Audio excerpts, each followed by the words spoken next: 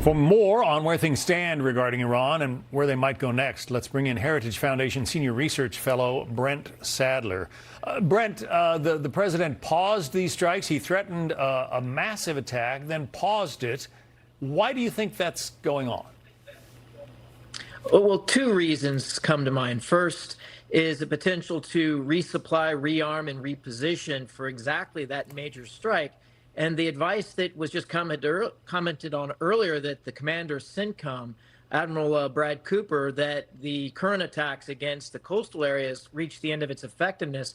It could be that being the reason. They want to reposition for a new type of focus of a more large-scale attack.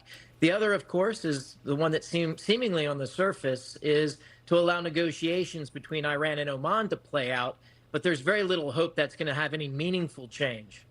There are a lot of skeptics of this war. One of them is Senator Chris Van Hollen, who says that in his view, it's because the United States is running out of protective weaponry. Listen.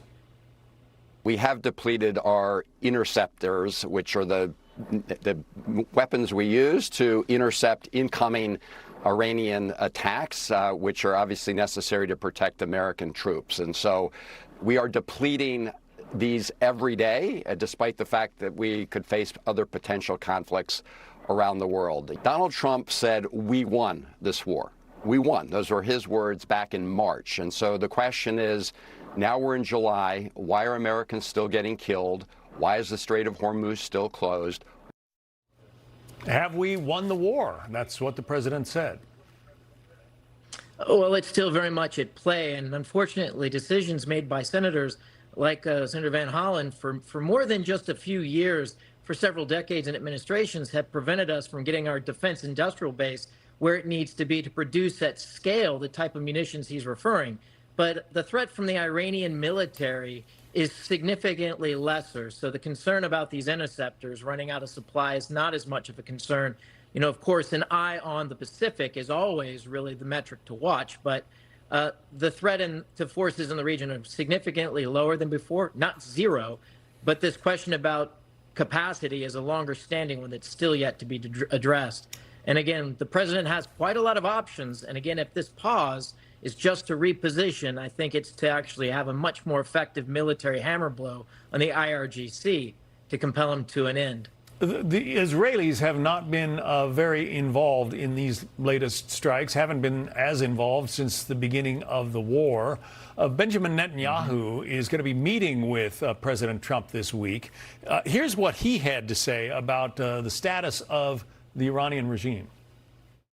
I think when this regime is either toppled or it's sufficiently weakened that it knows it has to end its nuclear program and has to change its course. That's really what President Trump is trying to achieve, and I back his fully his efforts to do so. If he can do so without returning to intense military fighting, that's fine. Why not? But one way or the other, they have to end their nuclear program. And with a deal or without a deal, that has to come to an end. That's the way the Israelis see it, but do you think the Iranians see that they are, teetering on the brink?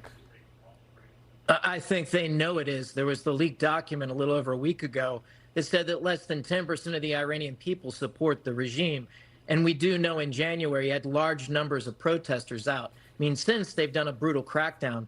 But the question for the Iranian regime continually takes choices that isolate themselves. You have now the Ukrainians intercepting Russian shipping to and from Russia with military gear, ostensibly because that's where the Russians are getting supplies for their war in Ukraine. And then, of course, the Houthis. So the question, I think, on this Tuesday meeting at the White House will be, the near term, how do we secure shipping through the Straits of Hormuz? How do we put ourselves on a path to ensure that there's no nuclear-armed Iran? And then finally, how do we actually ensure that this regime, the nature of it, murderous nature of it, is actually changed in the long term so that we don't relive this in 5 years from now or even sooner? Yeah, you mentioned the Houthis, and they've been causing trouble and launching attacks. The Saudis are once again taking on the Houthis. The president tweeted this, put this out on Truth Social. If they do this again, meaning the Houthis, the U.S. will hold Iran responsible in that the Houthis are a surrogate or proxy for Iran, and major military punishment will be inflicted upon Iran. And, of course, the Houthis themselves. So the threats are still out there. The Houthis in particular don't ever seem to have responded to threats or even attacks. Do you agree, or are they in fact teetering as well? They're not teetering. I mean, their bar for survival is pretty low, and their love for the kind of the fight is also very high. So as long as they're getting intelligence and munitions from the Iranian regime, they're going to be in the fight.